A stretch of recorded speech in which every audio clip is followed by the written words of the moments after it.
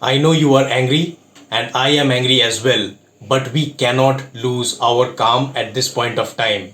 I have never seen this kind of a mismanagement that we have seen today. So I have actually uploaded this PDF on my Telegram channel. So IBPS, yesterday they told us that the examination will be postponed, the IBPS RRB examination. But today, again, within 24 hours, they have just put out this notification. So now they are saying that on 12th and 13th we are going to have the officers scale 1 examination. So in these 2 days, 12th September and 13th September, the scale 1 exams are going to be done, and for the office assistant it will be on 19th September, on 20th September and 26th September. So the notice that they had given on 7th, that is yesterday, is now withdrawn. So right now we are all angry, and I know it is justified, but we cannot lose our calm. Just remember, you have to somehow try and get to your exam center. That is your top priority at this point of time, and I want you to focus on that thing only. Now this is such a nonsense notification, and even they have written that 99.26% candidates have been allotted the center of their choice.